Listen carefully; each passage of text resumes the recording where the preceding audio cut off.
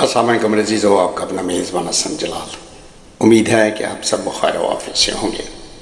इमरान खान, शौकत खानम ने क्या एक हीरा पैदा किया जिसने सारी दुनिया में पाकिस्तान का नाम रोशन किया। वो क्रिकेटर भी था, ऑलराउंडर भी था और इन चोरों का वो डॉक्टर भी है।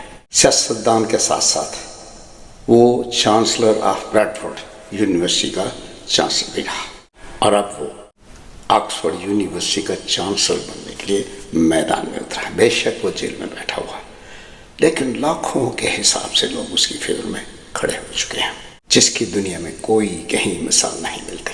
और हमारी हुकूमत और हमारी कौम ने मिलकर उसे जेल में डाल रखा है। इसके हवाले से मेरे अज़ीज़ों, मैं एक वीडियो आपकी खिदमत में पेश करने जा रहा हूँ और ये देखकर आप लाज़मन ये डिसाइड करेंगे कि आपने इमरान खान का ही साथ देना है और हमारी पाकिस्तानी कौम का फ्यूचर यही इमरान खान ही है। ये वाहिद ऐसा शख्स है मेरे अज़ीज़ों जो हमारे पाकिस्तान को आगे ले जाएगा और हमारी पाकिस्तानी कौम को ग़ुलामी की ज़िंदगी से आज़ादी दिलवाएगा। इसके अलावा पाकिस्तान में इस वक्त और कोई दूसरा इसका साथी नहीं है। तो मैं उम्मीद करता हूं कि आप मेरी इस वीडियो को बढ़ चढ़ कर देखेंगे और अपने ख़यालात का इज़हार भी करेंगे। मेरी आपसे यही गुजारिश है, मैं आपसे कुछ नहीं मांगता, मेरी सिर्फ आपसे यही गुजारिश है कि आपने हक़ और सच का साथ देना है। अगर आपने ऐसा न किया मेरे अज़ीज़ हमवतनों, तो देख लेना हमारे पाकिस्तान को एक न एक दिन ये बैंकरप्ट कर देंगे। ये तो यहाँ से भाग जाएंगे, लेकिन उसकी सज़ा हमारी पाकिस्तानी कौम को मिलेगी।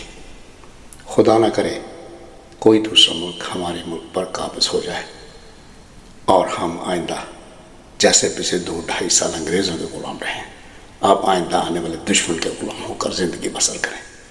तो मेरी फिर बड़े अदब से हाथ बांध कर मैं आप लोगों से गुजारिश करता हूँ कि आपने हक़ और सच का साथ देना है। इसके साथ मैं आपकी दुआओं से आपसे इजाज़त चाहूँगा। अल्लाह आप सबका हामी नासर हो।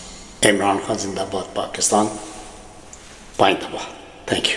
अस्सलाम वालेकुम दोस्तों, कैसे हो आप सब। अगर आप मुहिब वतन पाकिस्तानी हैं तो आज की वीडियो को देखने के बाद आपको अपने पाकिस्तानी होने पर फख्र महसूस होगा। ये कहानी है कि ऐसे पाकिस्तानी की जिसने अपनी जिंदगी पाकिस्तान पर निसार कर दी। हुआ कुछ यूं कि ब्रैडफोर्ड यूनिवर्सिटी का शुमार बरतानिया की मशहूर यूनिवर्सिटियों में होता है। ये दुनिया की 50 बड़ी और बरतानिया की टॉप 10 अच्छी यूनिवर्सिटियों में शुमार होती है। 2005 में यूनिवर्सिटी को चांसलर की जरूरत थी।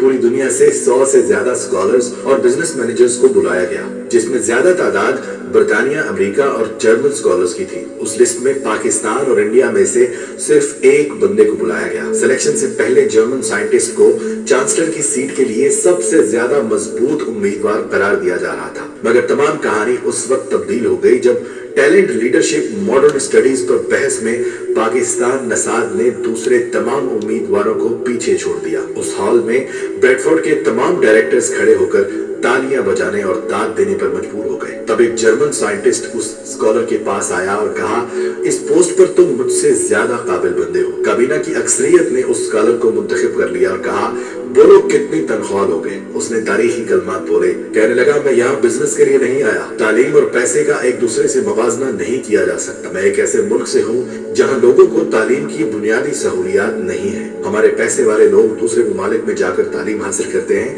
जबकि गरीब लोग अपने दिल में हसरत लेकर इस दुनिया से चले जाते हैं। यही वो वजह है कि जिसकी वजह से गरीब और अमीर का फर्क दिन ब दिन ज्यादा होता जा रहा है। मेरी जिंदगी की ख्वाहिश है कि मेरे वो लोग जो दूसरे ममालिक में नहीं जा सकते, वो अपने मुल्क में ही रहकर अच्छी तालीम हासिल कर लें और ब्रैडफोर्ड जैसी अच्छी यूनिवर्सिटी की डिग्री हासिल कर सके। इसलिए मैं ब्रैडफोर्ड यूनिवर्सिटी एक ही शर्त पर ज्वाइन करूंगा, अगर आप मुझे मेरे मुल्क के लिए ये सहूलत दे दें। काबीना के तमाम अरकान इस बात पर हैरान रह गए। काबीना की अक्सरियत इस फैसले के खिलाफ थी और कहने लगे, ऐसा मुमकिन नहीं कि हम पाकिस्तान में अपनी डिग्री मुतारफ करवा दें। वो पाकिस्तानी स्कॉलर बोला, फिर आप पाकिस्तान का बंदा ब्रैडफोर्ड का चांसलर क्यों लगा रहे हो। बात यहाँ आकर रुक गई और वो स्कॉलर उठकर चला गया। बाद में क्रिस टेलर ने अपनी काबीना को कहा, इस बंदे को ऐसे मत जाने दो, इसमें कुछ कर दिखाने की सलाहियत मौजूद है। जो बंदा अपने मुल्क का वफादार हो और कुछ करने का अज़्म हो, वो काम भी अच्छा करता है और पैसे का लालच भी नहीं करता। आप इसकी बात मान लें। काबीना ने उस स्कॉलर को वापस बुलाया और कहा,